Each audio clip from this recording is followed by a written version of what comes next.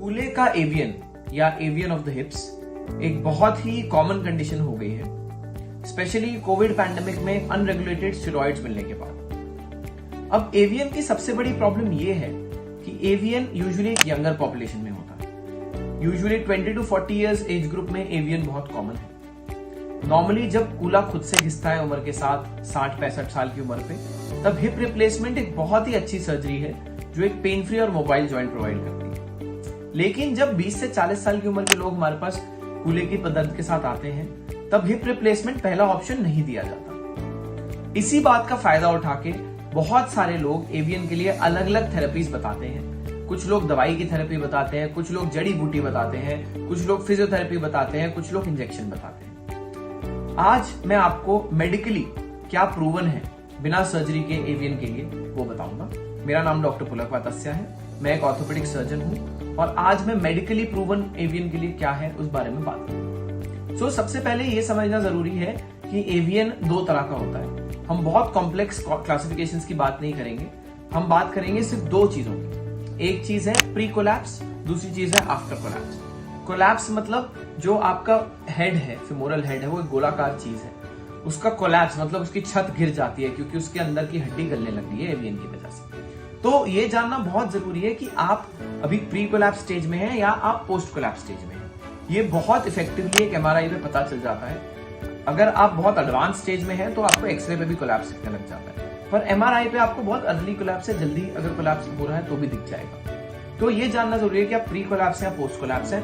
अगर आप pre collapse हैं तभी आपको बिना सर्जरी के जो आप ट्रीटमेंट होते हैं उसका फायदा होगा। अगर आपके फेमोरल हेड ऑलरेडी कोलैप्स हो गया है तो आपको किसी भी ट्रीटमेंट का फायदा नहीं होगा एक्सेप्ट टोटल हिप रिप्लेसमेंट। आप ले सकते हैं, आप जड़ी बूटी भी ले सकते हैं, आप दवाई भी ले सकते हैं, आप एक्सरसाइज भी कर सकते हैं, आप सर्जरी को डिले कर सकते हैं, but eventual solution, total solution सिर्फ सर्जरी होता है कोलैप्स होने के बाद। अब बिना कोलैप्स के, कोलैप्स होने से पहले क्या मेडिकल ट्रीटमेंट है जिससे आपको फायदा हो सकता है? तो कोलैप्स से पहले जो एक मेडिकल ट्रीटमेंट सबसे ज्यादा इफेक्टिव है इस टाइम पे, वो है, हम कोशिश करते हैं दवाइयां देके कि आपकी जो हड्डी गल रही है वो हड्डी कैल्सिफाई हो जाए और उस हड्डी में ताकत पहुंच जाए, उस हड्डी में कैल्शियम जाके जमा हो जाए और वो कोलैप्स ना होने दे आपकी हड्डी। अगर ऐसा हुआ तो आप बहुत लंबे टाइम तक बिना हिप रिप्लेसमेंट के अपना कूला यूज कर सकते हैं, मे बी लाइफ लॉन्ग भी यूज कर सकते हैं।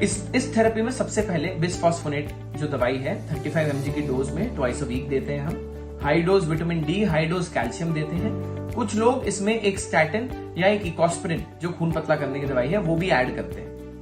ये थेरेपी सबसे ज्यादा इफेक्टिव है। इस थेरेपी का आउटकम अराउंड 70% है अगर ये प्री कोलैप्स स्टेज में स्टार्ट हो जाती है। पोस्ट कोलैप्स स्टेज में इस थेरेपी का कोई रोल नहीं है। सेकेंड चीज जो बहुत हेल्पफुल है वो है फिजियोथेरेपी या एक्सरसाइज। बहुत लोग अलग अलग तरीके की फिजियोथेरेपी बताते हैं। पेशेंट्स बहुत दर्द के साथ भी फिजियोथेरेपी करते रहते हैं, वो सब बिल्कुल भी एडवाइजेबल नहीं है। अगर आपको फिजियोथेरेपी करने पे बहुत ज्यादा पेन हो रहा है तो एडवाइजेबल है कि आप वेट करें। फिजियोथेरेपी यूजुअली आपको एक स्ट्रेच या सोरनेस फील कराता है, पर कभी भी बहुत ज्यादा पेन नहीं फील कराता।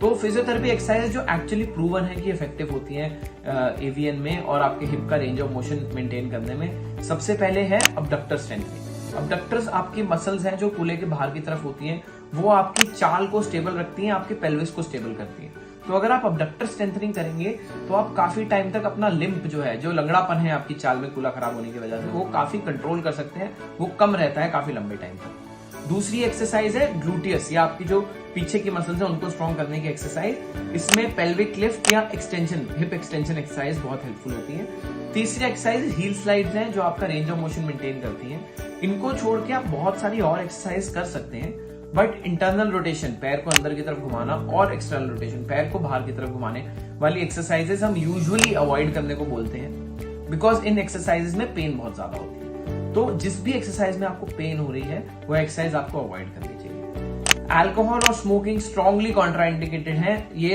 एक्चुअली स्ट्रांगली रीजंस है जिसकी वजह से एवियन होता है, तो ये दोनों चीजें भी बंद करना एडवाइजेबल है। एक चीज जानना बहुत जरूरी है कि एवियन का जो प्रोग्रेस है, उसका जो नेचुरल प्रोग्रेशन है वो हमें भी नहीं पता, वो बहुत क्लियर नहीं है। किस पेशेंट में रुक जाता है, किस पेशेंट में बढ़ जाता है। तो अराउंड 10 से 20% पेशेंट्स होते हैं जो बिना किसी दवाई के जिनका एवियन खुद से रुक जाता है। 80% पेशेंट्स को कुछ ना कुछ दवाई लेनी पड़ती है और अगर कोलैप्स हो गया है तो सर्जरी करानी पड़ती है। आजकल एक बहुत ज्यादा चीज प्रचलन में है जिसको स्टेम सेल बोलते हैं। स्टेम सेल्स बहुत लोग करते हैं, कोर डिकम्प्रेशन बहुत लोग करते हैं। आपको ये समझना जरूरी है कि ये भी सर्जिकल प्रोसेसेस हैं। इनमें आप ऑपरेशन थिएटर में जाते हैं, एक प्रॉपर सर्जरी होती है, इनमें भी बहुत ज्यादा खर्चा होता है, बहुत महंगी प्रोसेस है। इनसे फायदा कितना होता है, फायदा कितना नहीं होता, वो अभी भी क्लियर नहीं है साइंटिफिक लिटरेचर में। बट अगर आप ये समझते हैं कि ये चीजें 50-50 होती हैं, तो आप डेफिनेटली इनके लिए जा सकते हैं। तो एक चीज समझनी बहुत जरूरी है कि कोविड के बाद जो एवियन हो रहा है, उसके लिए बिसफॉस्फोनेट आर फर्स्ट लाइन ट्रीटमेंट। अगर आप प्री कोलैप्स स्टेज में हैं, अगर आप पोस्ट कोलैप्स स्टेज में हैं, तो सिर्फ हिप रिप्लेसमेंट आपको लॉन्ग टर्म रिलीफ देगा। तो आप वेट करके, डिले करके हिप रिप्लेसमेंट करवा सकते हैं।